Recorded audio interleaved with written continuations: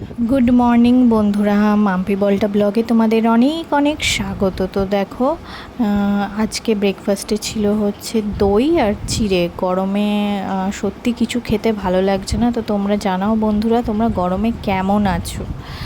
তো চলো ভিডিওটা তোমরা দেখতে থাকো। আর সত্যি আজকে খুব গরম পড়েছে, এত গরম যে কি বলবো, দই চিড়ে ছাড়া কোনো আর অপশন নেই। তো দেখো, তারপরে আমার বর এই যে মাংস নিয়ে চলে এসেছে। অ্যাকচুয়ালি আমরা সবাই তোমার হচ্ছে আমার মা খায় না। তো আমি আর আমার হাজব্যান্ড হচ্ছে ব্রেস্ট পিস খাই, লেগ পিস খাই না। কারণ ব্রেস্ট যে পিস আছে চিকেনের, সেটা হচ্ছে তোমার ওতে ফ্যাট অনেক কম থাকে। তো সেই জন্য আমরা ব্রেস্টের পিস খাই, একদম বোনলেস যেগুলো হয় সেগুলো। তো দেখো, তারপরে আমার বর মাংস নিয়ে আসার পর বলল যে ওই রান্না করবে। তো আজকে আমি বলেছিলাম শুধু একটা কথাই, যে তুমি যখন মাংসটা রান্না করবে সরি বন্ধুরা, তো মাংসর রান্না করার পর আর কি ওপর থেকে আজকে একটু আমার ইচ্ছে হলো যে একটু ধনেপাতা ছড়িয়ে দেবে।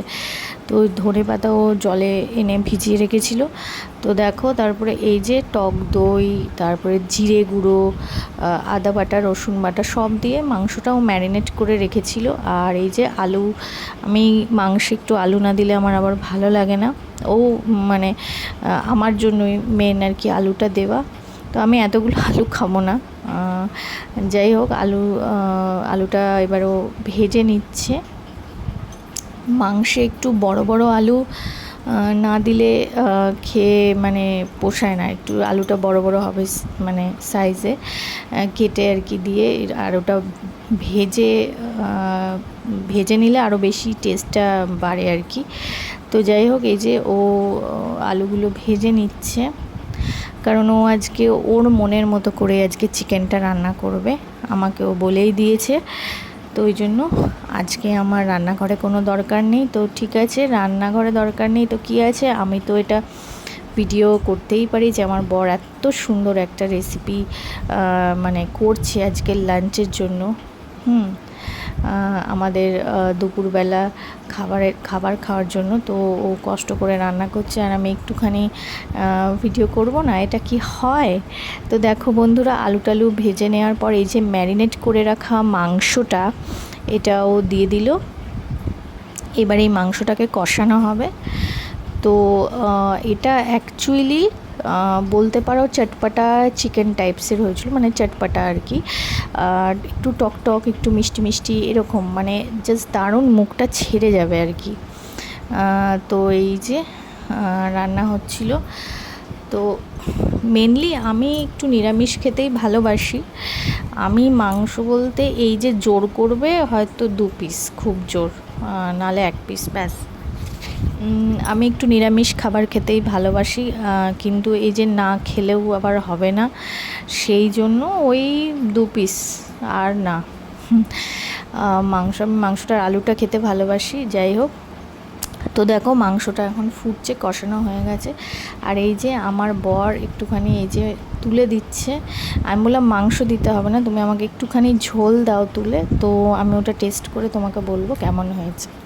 তো দেখো, ফাইনালি আমাদের দুপুরে আমরা লাঞ্চ করতে বসে পড়েছি, মানে দুপুরে তো লাঞ্চই হয়। যাই হোক, বাঙালির স্বভাব যা, মানে এই যে।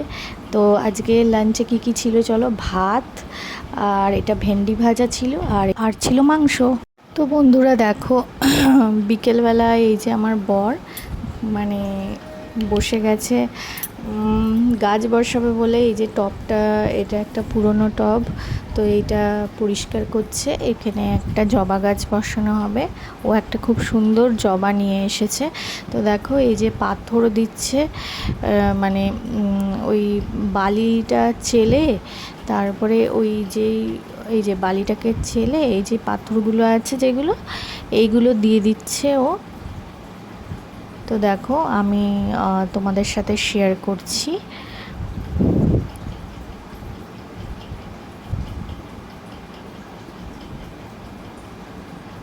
তো এই পাথরগুলো টবের মধ্যে দেবে।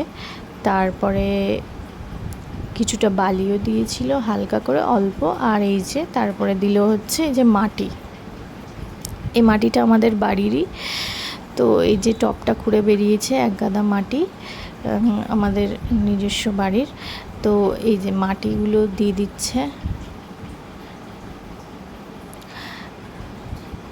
তো এই কাজগুলো যখন ও করছিল আমি কি করব, আমি ভিডিও করলাম, তোমাদের সাথে শেয়ারও করলাম যে আমাদের বাড়িতে একটা নতুন অতিথি এইবার আসবে, হ্যাঁ একটা নতুন জবা গাছ। তো তারপরে আমি বলেছিলাম যে আমার বরকে যে দেখো পদ্ম গাছের ডালগুলো প্রচুর ছড়িয়ে গেছে আর কাঠপিঁপড়ে ভর্তি হয়ে যাচ্ছে ডালগুলো। তো এই যে গাছগুলো ডালগুলো কেটে দিতে বলছিলাম, তো কাটছিল ডালগুলো পদ্ম গাছের। তো বন্ধুরা দেখো আমরা এখন রেডি হয়ে বেরিয়ে পড়েছি, আমরা যাচ্ছি ওর রিপোর্টগুলো আনতে। আগের দিন ভিডিওতে আমি তোমাদের দেখিয়েছিলাম যে আমরা কিছু টেস্ট করতে যাচ্ছি, তো সেই রিপোর্ট এখন দেবে, তাই আমরা রিপোর্টটা আনতে যাচ্ছি। তো বন্ধুরা রিপোর্ট নিয়ে চলে এসেছি।